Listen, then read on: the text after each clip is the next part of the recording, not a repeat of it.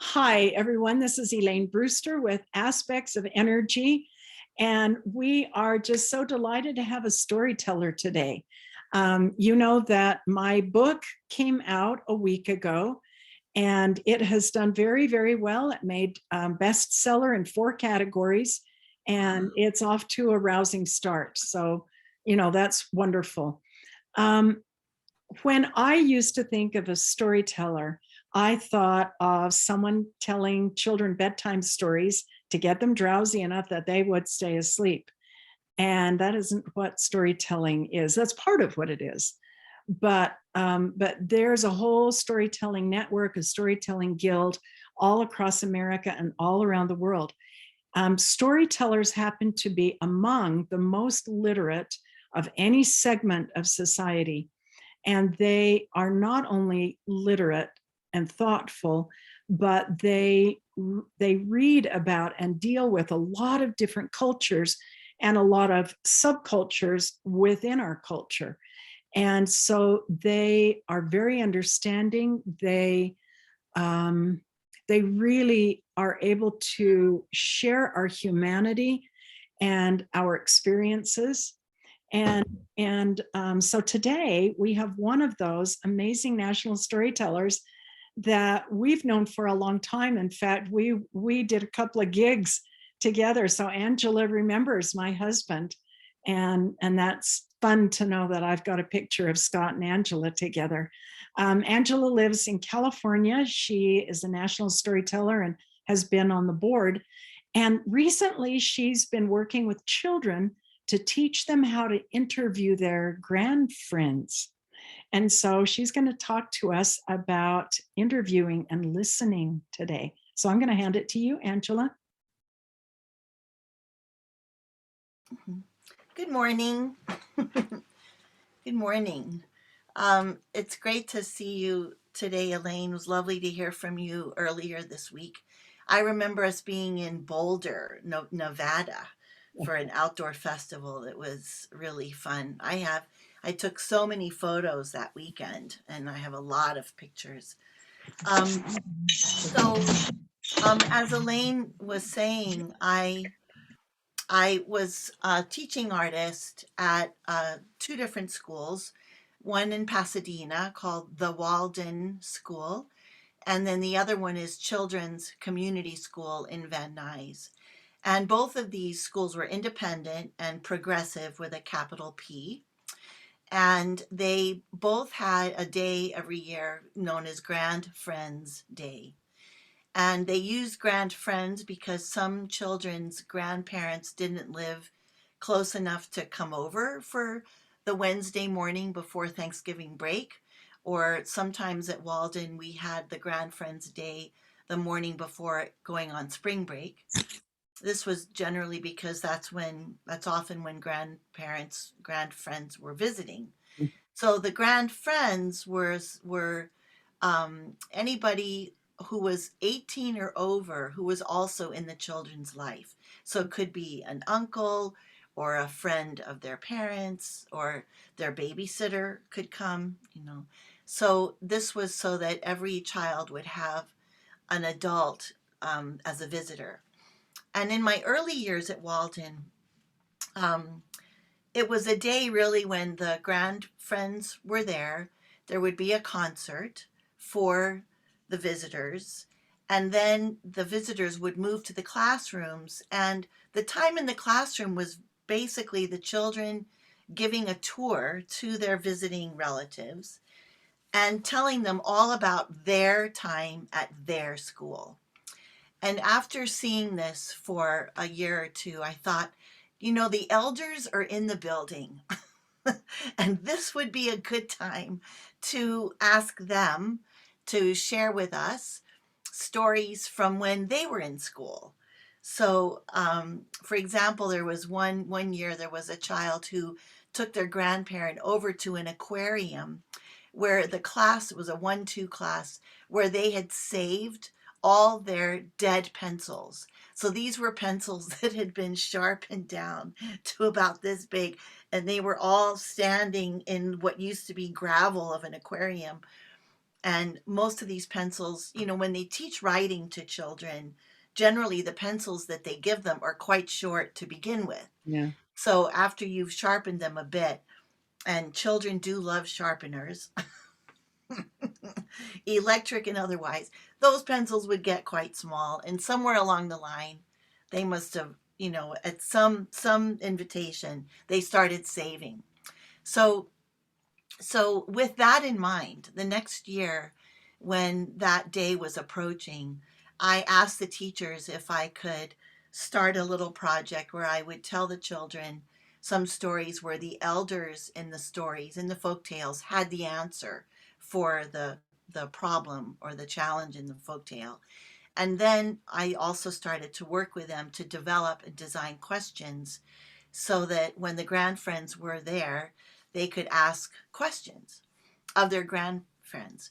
So the way it looked in the classroom for the visits is chairs would be set up for the elders, the visitors, the relatives in a circle, and the children would be seated on the floor in the middle. And this way, all of the elders who, when they entered the classroom, many of them didn't know each other. They'd never met before. But by the end of the 40 minutes, when they would be telling these stories based on the questions, everybody knew each other. And so there was this fantastic communal feeling that would occur over those next 40 minutes. And by the time we were doing this, the school had doubled its capacity, so there were two concerts in the morning. So half the grandfriends would be at a performance with some of the students. Then they would move into the classroom, and while they were in performance, the other group was in the classroom. So I often would make the rounds during these days. And so I always made sure I was in the auditorium, at least for a brief few moments, so that I could say to the grandfriends, the children are waiting and looking forward to seeing you and also to ask you questions. And there may be a question that you receive that you actually don't remember the answer to. So I have a little tip for you, and that is if you can't remember what color your sneakers were in third grade, just make it up for us. Make it up for us on this morning, and I guarantee that in about 2 or 3 days, you may remember the color of your sneakers in third grade. It's just that some of these questions are a little bit like a fishing pole tossed into water, and it takes a little moment for these images to rise to tell the story. So that was often helpful to the grandfriends because they knew then that they could muse, they could think about it, but they could also make something new. And made fresh daily is my motto for storytelling. Made fresh daily. So a story always happens new and fresh each time you tell it, based on who you're with, the light in the room, all of that.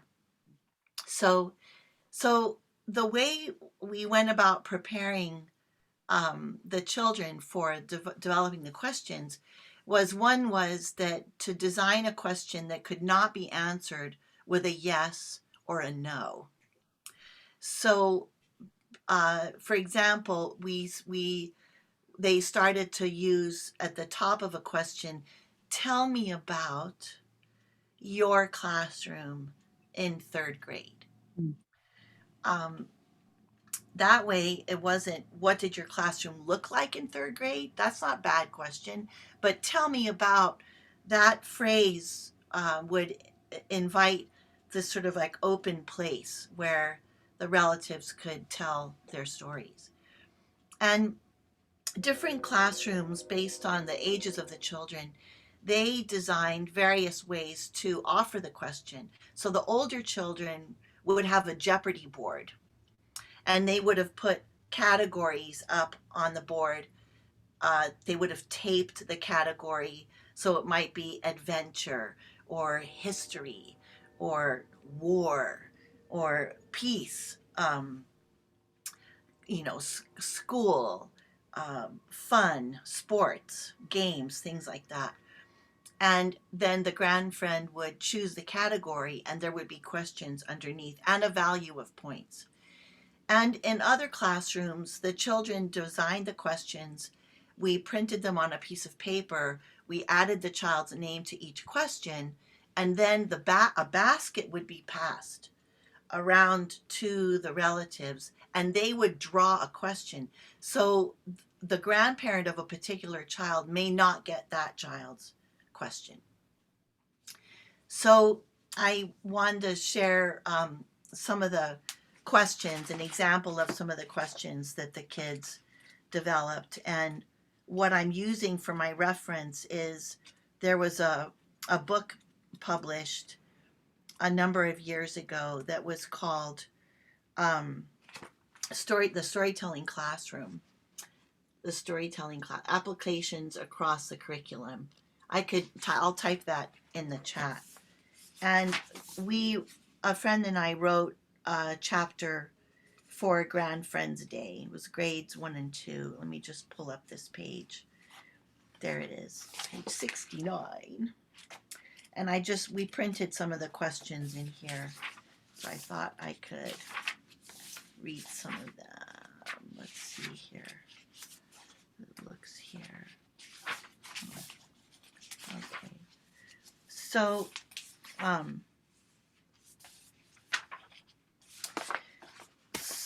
there are no questions there. That's so funny. I thought there were questions in there. I can recall some of them. So some of them were, an example was, what was your favorite subject in school and why? Tell us about your first kiss. What was it? What was your favorite food when you were in 3rd grade or when you were 9 years old? So I asked them to be very specific in asking about the age, because that would help the listener go to that moment. And so I wanted to just share a couple of the questions and the stories that came out about that. There was one, we had a question that a child wrote once that said, have you ever dissected something like a frog or a cow or a squirrel? And when that question was pulled, the person, the relative who received it, they said, I never did dissect anything when I was in school. And then her husband, who was sitting next to her husband said, I did. And he said, I remember in biology class in high school, we dissected frogs, and we had biology right before lunch and right after lunch. Mm. And he said that day when we dissected frogs, none of us could eat our lunch. We all took our food outside as we normally did, and none of us could eat our food. We just drank our milk or water or juice, and we just went back to class. But he said that afterwards, we all went out together to a local restaurant, walking distance from our school, and we had hamburgers. And he said that was the first time I ever went out to eat food with my classmates, with just our classmates. So that became a whole other event. The basket got passed, and another question was asked and answered. And then, like 2 people later, a gentleman said, I have a story to go with that last question. And he said, I went to medical school. Now, remember, the children are 1st and 2nd graders, and they're sitting on the floor, and everybody's looking up. He said, when I was in medical school, I had a partner, a study partner, and every two students had their own cadaver. Now, there was a big rustle amongst the older relatives, and I happened to be in the room, and I said, "Could you please tell us what a cadaver is?" And he said, "We each two students had their own dead body." All the first and second graders like sat up. And he said, we had this dead body for many months. In fact, we gave him a name. And in fact, we were so accustomed to working with, there was a body that was donated to science for study. He said, was we used to eat our lunch on the dead body. we we would put our sandwiches wrapped in wax paper. We would set it like on his thigh. I remember looking around going, these are the kinds of stories you cannot find in a book. This is why we do this, you know. Later on that day, the fellow was asked about his favorite subject. And generally, these questions didn't really have a follow-up question. But when he was asked what his favorite subject was, he said it was mathematics. And again, I happened to be in the room, and I said, "Can you tell us why?" And I remember him sort of sitting back and thinking and saying, he said, "I loved it so much because I didn't have to memorize anything. Mm. I only had to understand." Mm. Again, where would you find that in a book, you know? And here it was coming from a family member. I'm just going to take a moment, and Elaine, I wanted to ask, if I'm going to pull up this list of questions that I have on my computer, but could you tell a little bit about what Donald Davis talked about in terms of describing a place while Well, I do this? And I'm going to pull up. Donald Davis lives in North Carolina. He's really only about 5 years older than I am, but I consider him the grandparent of storytelling, because he has probably gone around to all of America more than anybody else. In fact, one year, out of 365 days, he was gone from his house 257. And also, he doesn't just tell stories. He really believes that everyone has a story yourself, and he wants everyone to be able to tell your own story. And so he found that pinpointing too specifically was not helpful. And so he would ask for a location, and he would say something, like she said about your third grade classroom. Tell me about the kitchen in the home where you got married. Tell me what the front porch was like, or the entryway door to the first house that you bought. And as people start imagining a place, then guess what they do? Then they people it, and they maybe even put a time frame there. And then that's where they start telling stories. Yeah. He talked about that being a natural evolution, a natural progression.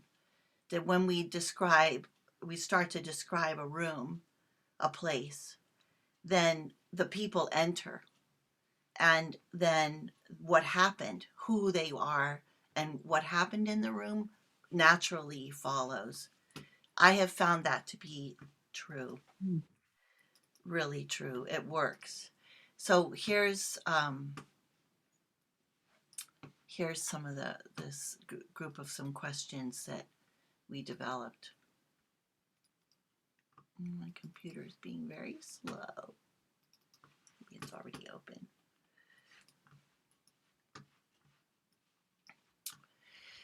Let's see here. making it very big. Okay. So, what was the biggest rule you ever broke? What was the craziest thing you did when you were a kid? Who was your first crush? And how old was that person? And how old were you? What was your most embarrassing moment? How old is your oldest animal? Who was your best friend when you were little? How old were they? What kind of music did you listen to in 8th grade? Did you ever collect anything when you were little? Tell us about what you collected. So one of the questions that I'm going to follow with a short story is, what was your favorite activity when you were very young? And so in that story, when in the room when we asked that question again, it was a first and second grade. The relative who pulled the question was a woman, and she leaned back in her chair and she said, "You know, my parents loved to garden. And so on weekends, we often spent a lot of time in the backyard. And my parents would be digging and sometimes planting small plants they got at a hardware store, or planting seeds. And I was very curious about all of this. So my father did something one weekend where he took 4 stakes and he marked out a 3-foot square in our yard.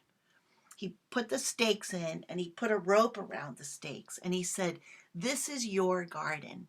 You can plant and do anything you want in this square."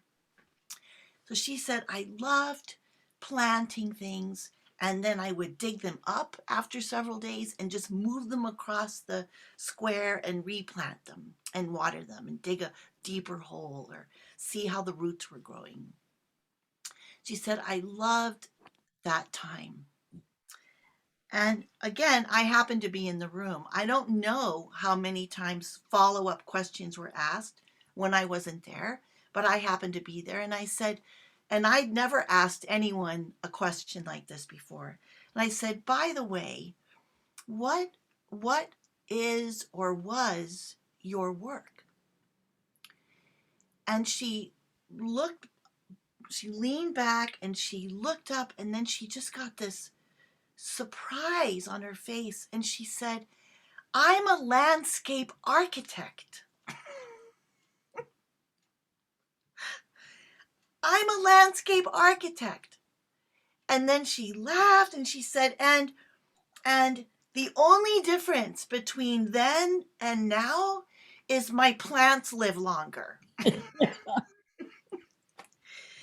And then the She teacher, hadn't put it together she until had then. never put it together. Wow.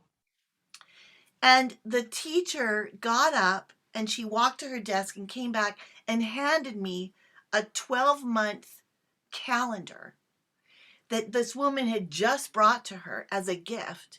And it was the photographs of the gardens she'd been designing in the Bay Area where she lived. And that was so astonishing. And that has become a really favorite question for me to ask, even strangers, sometimes if there's time, you know. And one year I was, when you're a member of a chamber of commerce, which I was very briefly in the high desert, I had a day when I could present to the chamber something about my work. And we asked, I made a small book of prompts. And I could actually I could send that little handout to Elaine, and you could send it on to people if you want. But it was a group of prompts for people to ask in their families.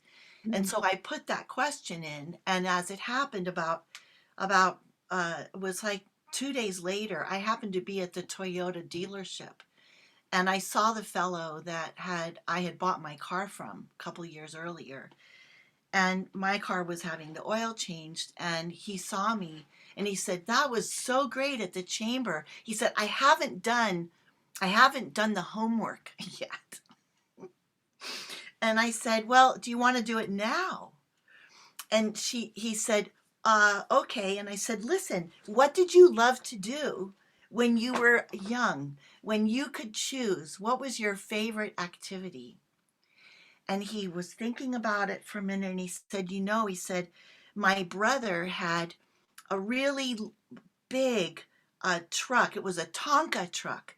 It was a fire truck." And he said, "I had a Tonka truck too, and it had 4 small VW cars on the back of it. It Mm. was a truck that moved cars." And I said, "Oh," I said, and what is your work now?" And he looked down at his desk, and his nameplate said his name followed by fleet manager. And he said, "I work with companies who buy and move multiple numbers of cars." And I said, "Oh, so what do you think of that?" And he was like, uh, "I can't believe it." And then he said, "My brother's a fireman." So again, here it is, you know. So that that moment that we had with the woman where she put it together, is so remarkable, and it is something that happens when we make that time to sit with someone and ask a question.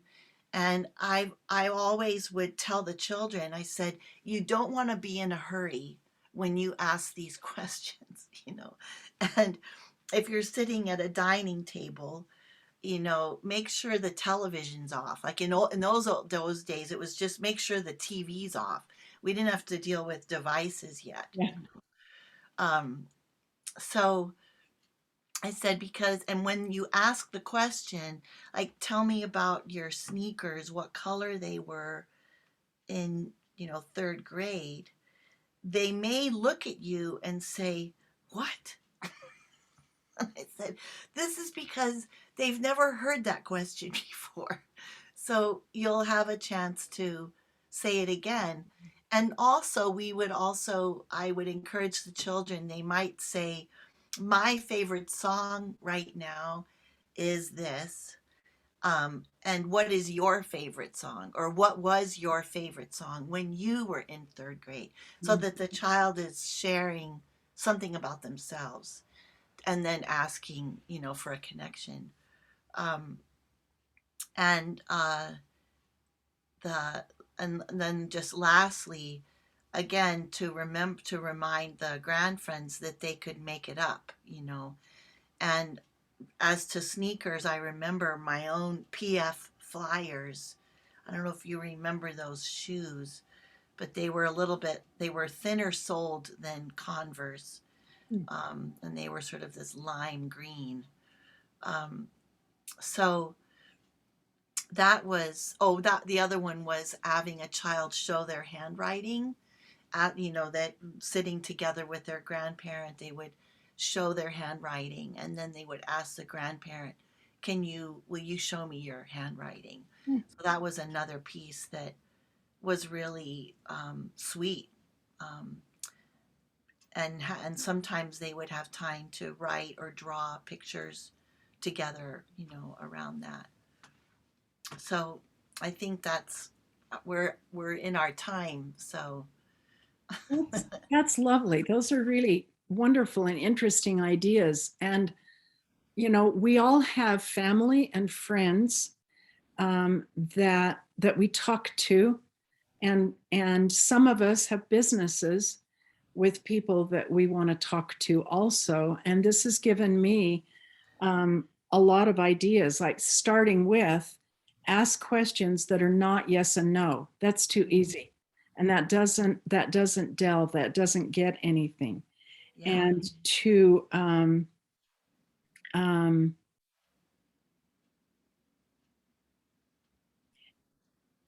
to another idea that you said is to rephrase things. I didn't write down the example that came from, but like you said, they might be asked a question that they've never been asked before, and it's unfamiliar, and pretty much anything that is unfamiliar or feels too intrusive, like to our health or personality, we just say, no, I'm fine or whatever. And I mentioned that in my book. I was just dying, because that's what happens with caretakers when the person that you're taking care of doesn't go to sleep at night, and you're going, it's 10 o'clock, you need to sleep, but they don't. And I couldn't even think. I was getting headaches. I couldn't even think. And my local minister came over and he said, how are you doing? Guess what I said? With a pasted on smile, I'm fine. And man, he read through that. And he said, no, you're not. He said, I will come over and stay with your husband tonight. And I said, you can't do that. You won't get any sleep. And he said, I will come and stay with him. And so for the first time in a month, I got 8 hours of sleep and I woke up a new woman.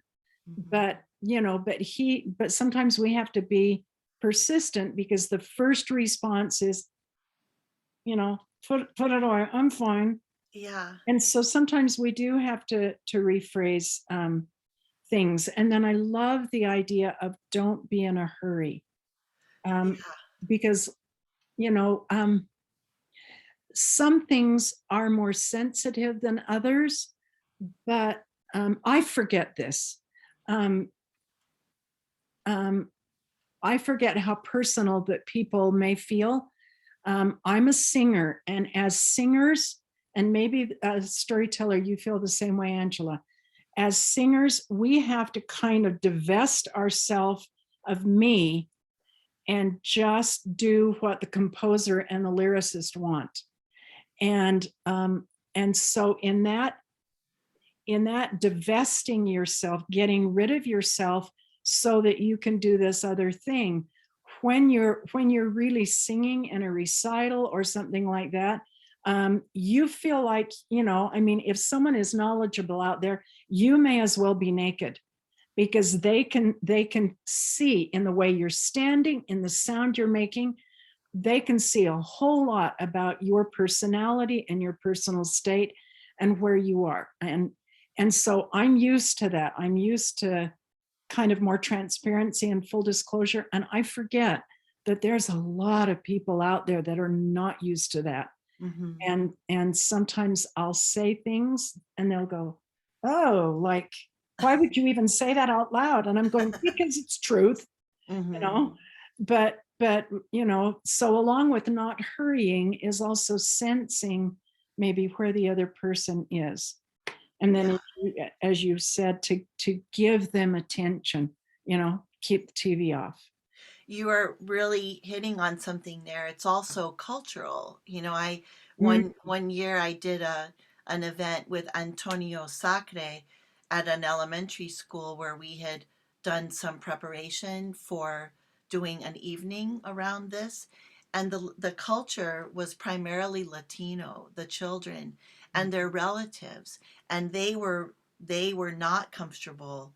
The Latino relatives were not comfortable to tell the stories, even in small circles. Really? I mean, they some were, but when we gathered back as whole group and asked if anyone wanted to share a story they had heard, most of the relatives were turning to the children saying, you go up and say it.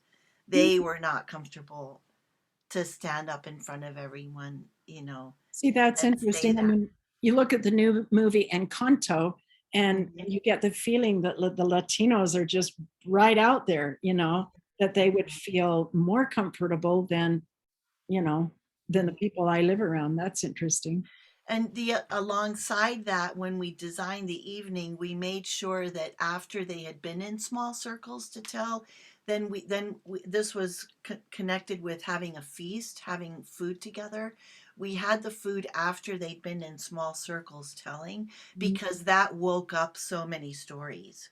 Mm, And then sitting and having a meal at, even though it was long tables, but people could sit and talk with each other and across the table and to the person next to them, and that allowed for a lot more stories to rise. And because we had a container of time after the stories were told where the audience would still be together, so that when these connections rose, they were still with other people, not in their vehicle driving home just yet. mm. So that was another piece that was kind of important for that particular event, you Good know. piece. Yeah. I'm curious, does anyone listening, do any of you have any thoughts or ideas or, an application to yourself or your life or business that you want to share? I think Yeah, yeah, I loved your topic, and my daughter is into core alignment, and through that course that she's taken, there are questions that you ask, and very similar to the ones you listed off, Angela. And it starts the conversation with when you're doing a session with people, that you ask those questions. But it's amazing, some of these questions, when you take this core alignment to wisdom training and things, they're repetitive. So when they repeat them, and they may change the word around a little bit, so you get another idea of coming out. So it's great. It's extremely interesting, and I really enjoy storytelling. And as you say, everybody has a story.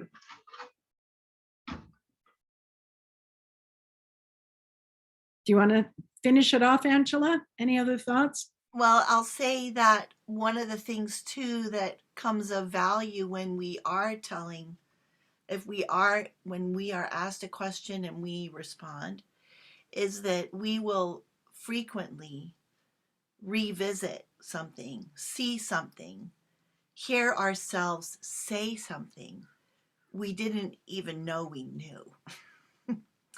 And that is a gift that comes out of this reciprocity that happens with Mm, telling and sitting and listening to one another, that we have a chance to make connections that, I mean, if you describe a bus ride that you were on, you may actually see something when you describe it that you hadn't seen before, and it's because it connects with our imagination, and this whole image rises.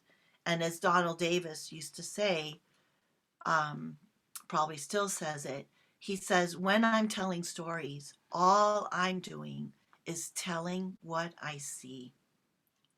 So when we pull up this image of our kitchen, or we pull up a story about a mm, ride, or um, eating lunch with our friends in a restaurant at high school, when we pull that image up, we're actually seeing it again.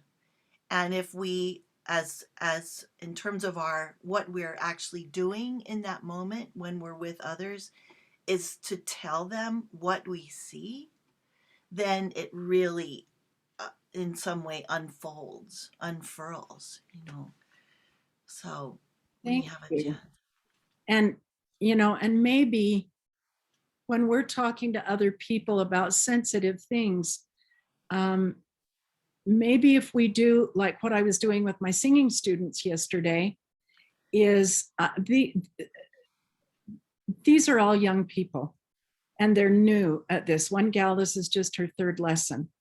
And she has braces. And so there are some exercises she couldn't do that I asked her to do. And I went, okay, let's do another one. And, and you didn't want to make her feel bad. And so to each one of these students, especially the newer ones, well, every week, I remind them of something wonderful that they've done, because they have. a sound or an ability or, or something. And because they don't realize that they have, goodness, all they can maybe see is, this is where I am right now, and this is where I want to be, and I'm so far from it.